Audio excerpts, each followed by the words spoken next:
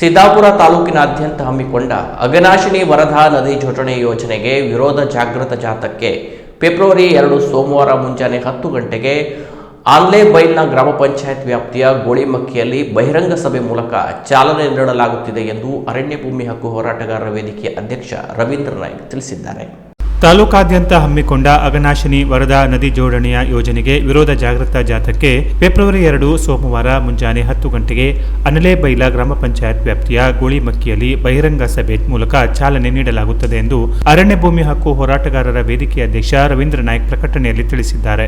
ರಾಷ್ಟ್ರೀಯ ಜಲಾಭಿವೃದ್ಧಿ ಸಂಸ್ಥೆಯ ಅಘನಾಶಿನಿ ವರದಾ ನದಿ ಜೋಡಣೆ ಯೋಜನೆಯ ಪೂರ್ವ ಕಾರ್ಯ ಸಾಧ್ಯತಾ ಕರಡು ವರದಿಯಲ್ಲಿ ಪ್ರಸ್ತಾಪಿಸಿರುವ ಹಿನ್ನೆಲೆಯಲ್ಲಿ ಯೋಜನೆಯ ವಿರೋಧ ಜಾಗೃತ ಜಾಥಾ ಸಂಘಟಿಸಲಾಗಿದ್ದು ತಾಲೂಕಿನ 123 ಗ್ರಾಮಗಳಲ್ಲಿ ಕಾರ್ಯಕ್ರಮ ಹಮ್ಮಿಕೊಳ್ಳಲಾಗಿದೆ ಎಂದು ಅವರು ತಿಳಿಸಿದ್ದಾರೆ. ಅಂದು ಸಭೆಯ ನಂತರ ಬಾಳೆಕೊಪ್ಪ ಗ್ರಾಮದ ಗೇಜ್ಕಟ್ನಲ್ಲಿ ಹರಿಯುತ್ತಿರುವ ಅಘನಾಶಿನಿ ನದಿಯವರೆಗೂ ಪಾದಯಾತ್ರೆ ಹಮ್ಮಿಕೊಳ್ಳಲಾಗಿದೆ. ಅಘನಾಶಿನಿ ನದಿ ಜೋಡಣೆಯ ವಿರೋಧಿಸುವ ಹಿನ್ನೆಲೆಯಲ್ಲಿ ಹೆಚ್ಚಿನ ಸಂಖ್ಯೆಯಲ್ಲಿ ಆಗಮಿಸಲು ಅಧ್ಯಕ್ಷ ರವೀಂದ್ರ ನಾಯ್ಕ್ ತಿಳಿಸಿದ್ದಾರೆ. Canara plus news, Siddapura.